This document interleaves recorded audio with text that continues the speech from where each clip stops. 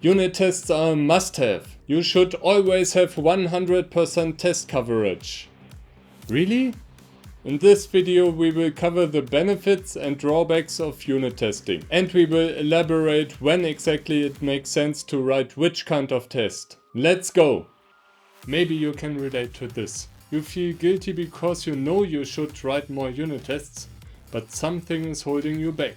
It could also be that you wrote way too many unit tests. They feel like a burden and the effort to make code changes explodes. If you find yourself in one of those phases, you are not alone. I went through all of them.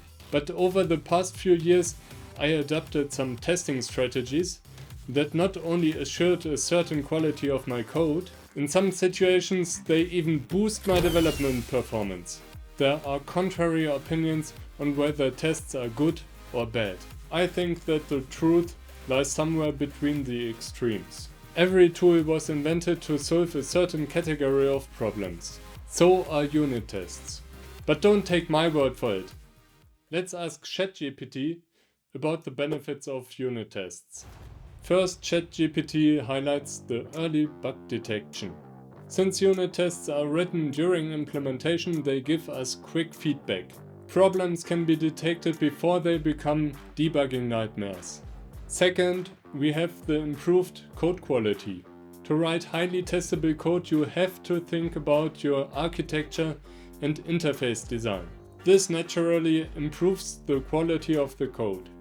Third, we have regression prevention. When changing the code, you get immediate feedback if the test specification doesn't match the implementation anymore. Then we have refactoring capabilities. Unit tests allow you to confidently make refactorings in your code base, because your tests will point out possible regressions. If there are no tests, you should be hesitant to do a larger refactoring. Point 5 is documentation and understanding. Well-written unit tests will highlight how your code should behave in a given situation. Then unit tests facilitate collaboration. With unit tests you can start writing your code against an interface before this interface is actually implemented.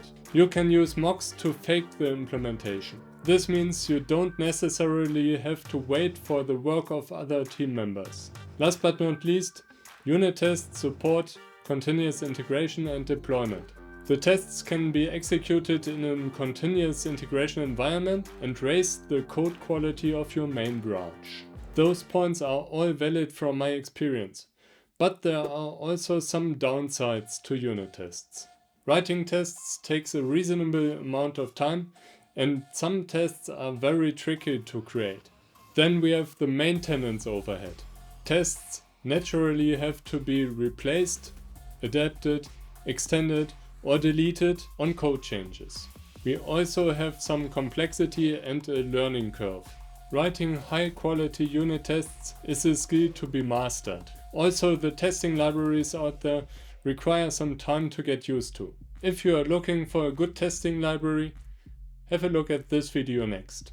Incomplete coverage can be another issue. Unit tests optimally should cover each edge case, and those can be non-trivial to spot. They also can lead to a false sense of security. Unit tests are based on your assumptions about the interfaces that your code consumes, so their usefulness depends on those assumptions.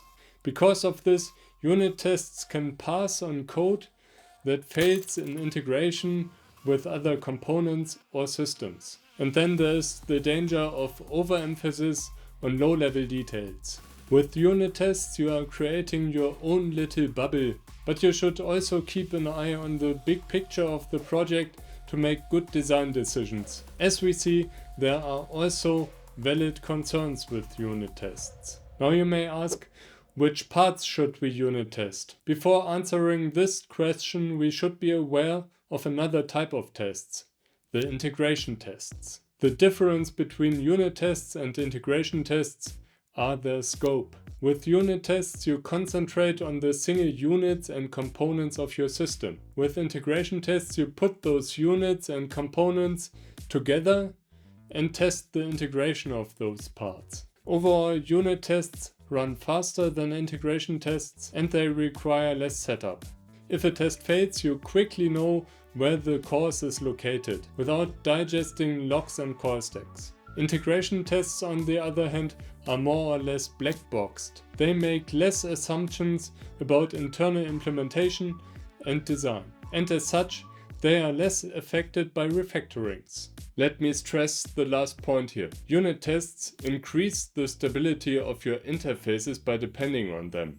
And not only the interface of the unit under test, but also the interfaces of the dependencies that are mocked out. With this mindset, it makes sense to have your business logic separated from your framework and library adapters. Architecture patterns like clean architecture, onion architecture, or hexagonal architecture can help you structure your code in this way. So it makes sense to write unit tests only for the logical parts of your application and favor integration tests for the others.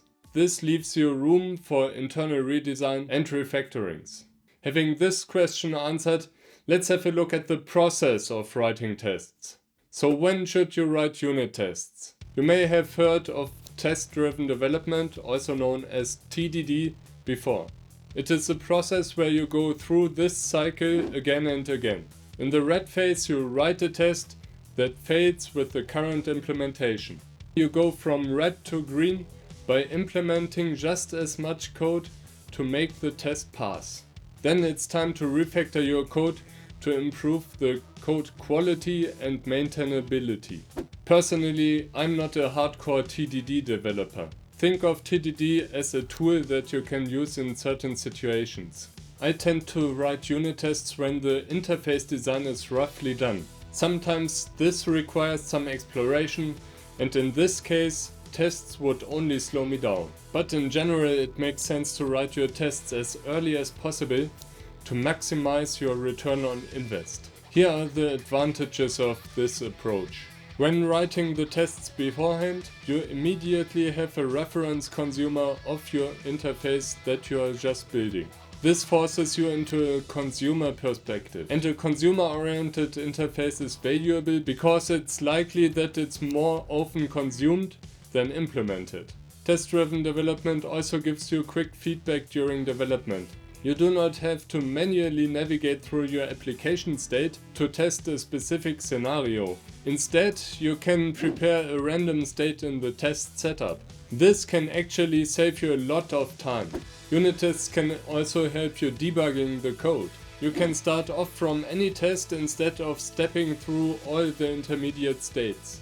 Depending on the complexity of the problem at hand, this can already serve you during the development phase. By the way, if you enjoyed this content so far, please support this channel by hitting the like button below. And if you want more content like this, consider subscribing as well. Thank you very much. Let's now answer the question, how many unit tests we should write. Considering the benefits and drawbacks of unit tests we just covered, it makes sense to write as many tests as required to provide a high coverage of our logical parts of the application.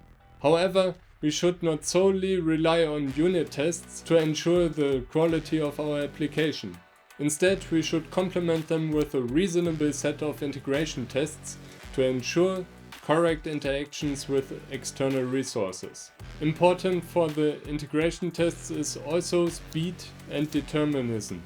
This allows them to be run alongside our unit tests in watch mode during development. If we have a UI, we should also write some end-to-end tests, for example in Cypress, to simulate real click flows through our app.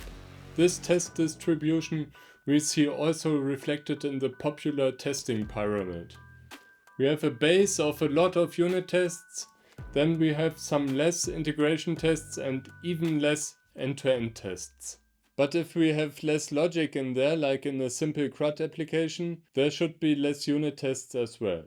If you like, you can use coverage tools, but keep in mind here that different parts of your application should be covered with the correct test type.